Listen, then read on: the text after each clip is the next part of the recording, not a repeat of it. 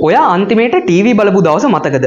ඔයා ටීවී බලන්නේ නැහැ කියලා ෆිල්ම්ස්, ටීවී සීරියස් එහෙම නැත්නම් වීඩියෝස් බලන එක නතර වෙලා තියෙනවද? ඒ කොහොමද? මොකද අපි මේ හැමදේම කරන්නේ YouTube, Netflix වගේ platforms වලින්. අපි හැමෝම අද වෙනකොට දේවල් ලේසි කරගන්න මේ අලුත් ටෙක්නොලොජි එකත් එක්ක ගනුදෙනු කරන ප්‍රමාණය වැඩි කරගෙන ඉවරයි. ඒත් ඇත්තටම මොකද්ද ඒකට හේතුව? ඒක තමයි කලින් ඔයා ටීවී එකෙන් ගත්තේ නැති විදිහේ වාසියක් Netflix, YouTube, Adobe, Spotify වගේ platforms වලට monthly හරි annual හරි pay කරලා වැඩි වාසියක් ලබා ගන්න එක. අද අපි කතා කරන්න යන්නේ subscription economy එක කොහොමද ලෝකය වෙනස් කරේ කියන එක ගැන.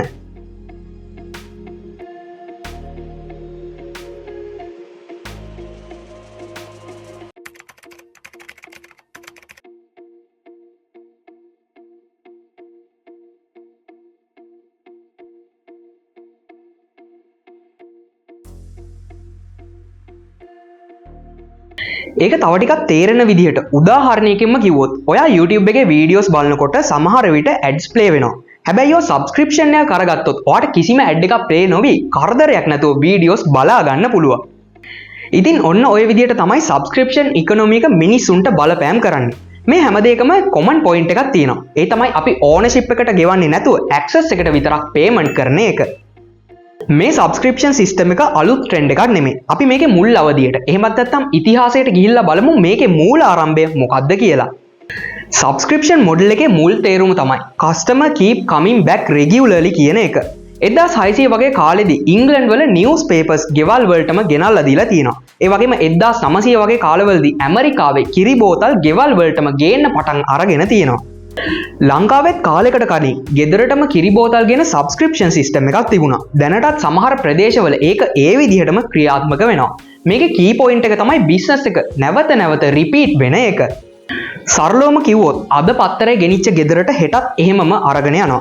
අද කිරි බෝතලේ ගෙනිච්ච ගෙදරට හෙටත් ඒ විදිහටම කිරි බෝතලේ අරගෙන යනවා. මෙන්න මේක කන්ටිනියස්ලි කස්ටමර්ට නොදැනීම විකිනෙන්න ගන්නවා. මේක දිගින් දිගටම රිපීට් වෙනකොට ව්‍යාපාරිකයාට ස්ථාවර ආදායමක් නිර්මාණය වෙලා ඉවරයි. මෙහෙම පටන් ගත්ත සබ්ස්ක්‍රිප්ෂන් ඉකොනොමි එක අද වෙනකොට ඩිජිටල් ඉකොනොමි එකත් එක්ක ඩිජිටලයිස් වෙලා කරගෙන යනවා. ඒක නිසා දැන් Netflix, Amazon Prime, Spotify වගේ සර්විසස් ඩොලර් බිලියන ගණන් ආදායම් ලබන තැනට මේ සබ්ස්ක්‍රිප්ෂන් සිස්ටම් එක නිසා පත් වෙලා තියෙනවා. අපි මේ සබ්ස්ක්‍රිප්ෂන් සිස්ටම් එක එක ෆීල්ඩ් වල ස්ථාපිත වෙලා තියෙන්නේ කොහොමද කියලා උදාහරණයක්ම බලමු.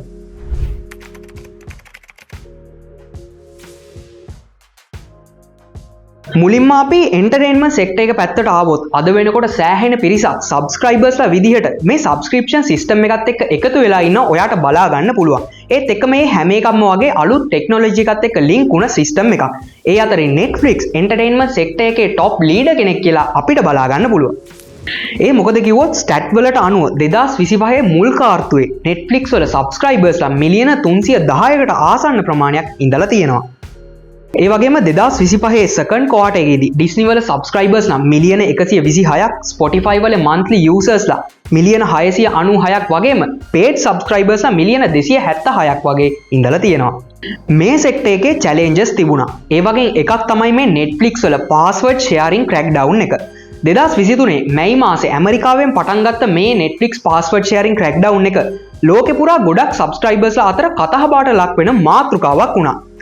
Netflix මේ තීරණය ආපහු වෙනස් කරගන්න එකක් නෙමෙයි කියලා ඉතියේ සබ්ස්ක්‍රයිබර්ස්ලාට තේරුම් ගියා. ඉතින් ගොඩ දෙනෙක් ඔය ෂෙයාරින් බෑන් එකත් එක්ක Netflix සබ්ස්ක්‍රිප්ෂන් එක අතෑරලා දාන්නම් කියලා හිටියට ඒක එහෙම වුණේ නැහැ. ඒ මොකද කියනවා නම් අලුත්ම දත්ත පෙන්නපු විදිහට 2023 3rd quarter එකේදී Netflix අට අලුතෙන් සබ්ස්ක්‍රයිබර්ස්ලා මිලියන 9ක් එකතු වෙලා තියෙනවා. මේක password sharing crackdown එකෙන් පස්සේ ලැබුණු ලොකුම subscriber surge එක කියලා හඳුන්වන්න පුළුවන්. ඒත් එකම Netflix 2023 3rd quarter එක වෙද්දී ඇමරිකානු ඩොලර් බිලියන 8.5ක ආදායමක් උපයලා ඉවරයි. මාකට් ඇනලිසිස්ලා බලාපොරොත්තු වුණු මට්ටම පවා මේක ඉක්මවලා ගිහිලා තියෙනවා. password sharing crackdown එකෙන් පස්සේ Netflix අට උනේ අලුතෙන් paid membersලා එකතු වුණ එක විතරයි. ඒක අන්තිමේදී Netflix ලගේ net revenue එක increase කරන strategy එකක් බවට පත් වෙලා තියෙනවා. දැන් අපි බලමු software industry එකේ මේ subscription system එක ක්‍රියාත්මක වෙන්නේ කොහොමද කියලා. මේ industry එකේ top leader කෙනෙක් තමයි Adobe Creative Cloud ආයතනය කියන්නේ. මේකට Adobe Photoshop, Illustrator, Premiere Pro වගේ designing softwares එහෙමත් නැත්නම් creative softwares අයිති වෙනවා. 2013 පස්සේ Adobe එයාලගේ business software model එක පොඩ්ඩක් වෙනස් කරනවා. ඉස්සර Adobe Photoshop, Illustrator, Premiere Pro වගේ softwares one time payment එකකින් පස්සේ තමයි license එක ගන්න පුළුවන්කම තිබුණේ. ඒකේ version එක purchase කරාම ආයෙත් update කරන්න ආයෙ පාරක් ගෙවන්න ඕනේ. මේකේ user adoption එක අඩු වෙලා piracy එක වැඩි වෙන්න පටන් අරගත්තා. Adobe අවුරුදු ගාණක්ම piracy වලට අහු වෙලා Photoshop the most pirated software in the world කියන තැනටම පත් වෙනවා. මේ හින්දා 2013 දී Adobe company එක Adobe Creative Cloud subscription කියන business strategy එක පාවිච්චි කරනවා. සහ මේක subscription economy එකේ classic success story එකක් බවට පත් වෙන තරම් හොඳට වැඩ කරන්න පටන් ගත්තා. ඒ වගේම Adobe company එකේ piracy ප්‍රමාණය අඩු වෙලා stable cash flow එකක් maintain කරගන්න පුළුවන්කම මේ company එකට ලැබුණා. මේ වගේ subscription economy එකට එකතු වුණ තවත් company එකක් තමයි Microsoft කියලා කියන්නේ. මෙතනදී උනේ Microsoft Adobe ලගේ strategy එකම පාවිච්චි කරපු එක. Microsoft Office 2011 සහ 2013 අතර කාලයේදී සෑහෙන විදිහට pirated softwares වලට මූණ දෙන්න සිද්ධ වුණා.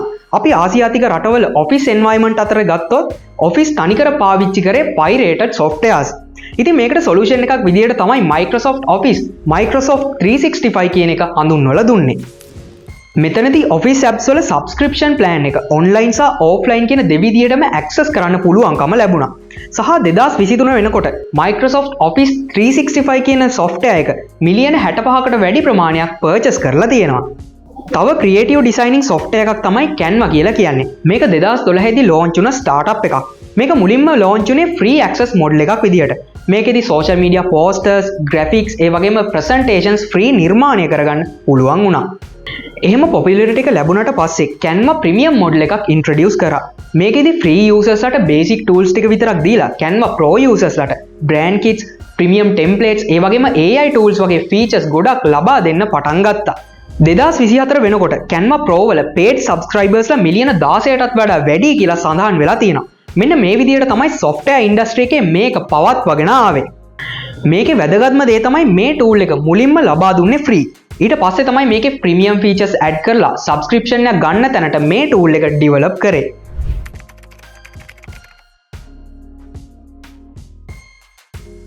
අපි දැන් subscription economy එකේ fields දෙකක් ගැන කතා කරා. තවත් වැදගත් field එකක් තමයි physical goods කියන්නේ. මේකෙදි අමතක කරන්න බැරි දෙයක් තමයි Dollar Shave Club Racers කියන්නේ.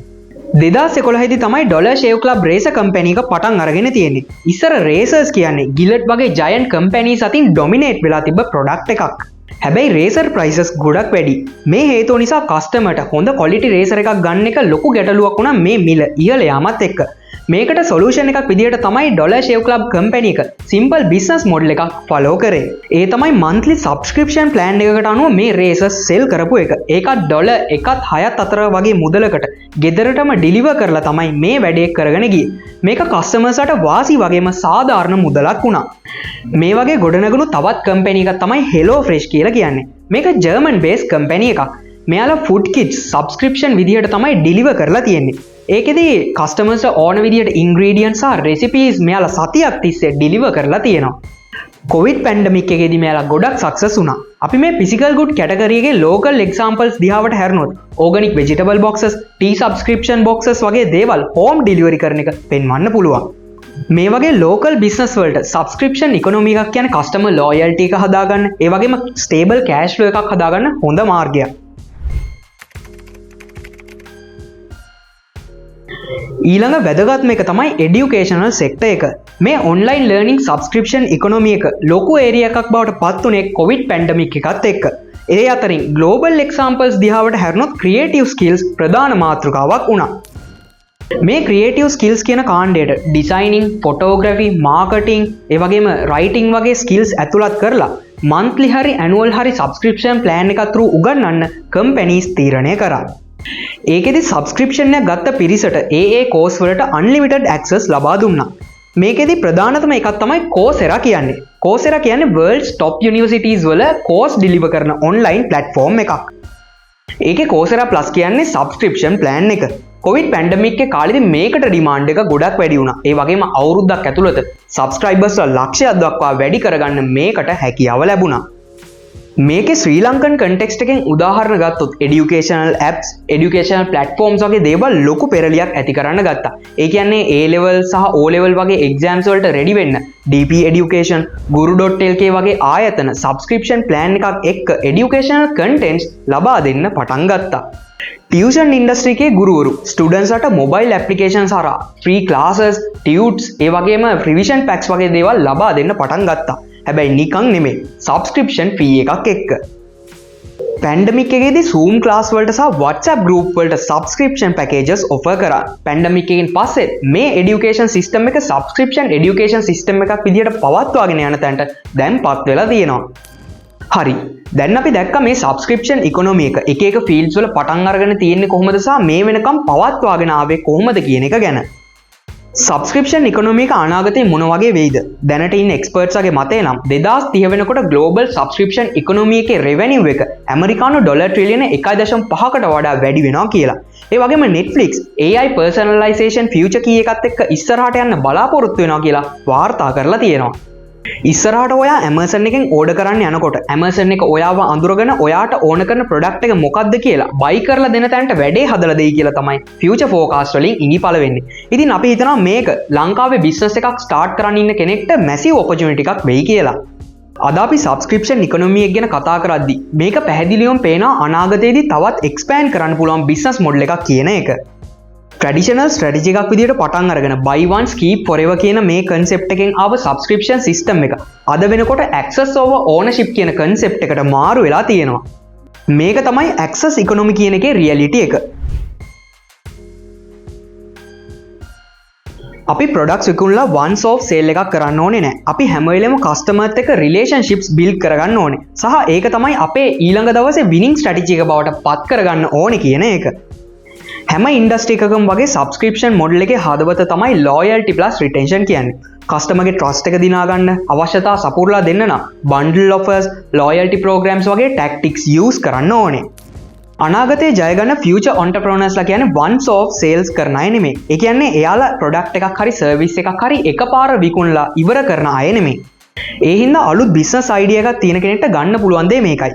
ඔයාගේ බිස්නස් එක සබ්ස්ක්‍රිප්ෂන් මොඩල් එකකට ෆිට කරන්න බලන්න. ඒ වගේම කස්ටමර්ව රිටේන් කරන්න උත්සාහ කරන්න. ඒකෙන් ඔයාලට ප්‍රෙඩික්ටබල් රෙවෙනියු එකක් ක්‍රියේට් කරගන්න පුළුවන් වගේම ලොන්ග් ටර්ම් රිලේෂන්ෂිප් එකක් ගොඩ නගා ගන්න පුළුවන්. ඉතින් මේ වගේ ස්ට්‍රැටජීස්, අප්ඩේට්ස් වගේම කේස් ස්ටඩීස් වලින් ඔයාගේ බිස්නස් එකට වැදගත් වෙන දේවල් දැනගන්න බිස් ඇඩ්වයිසර් අපිව සබ්ස්ක්‍රයිබ් කරලා තියාගන්න.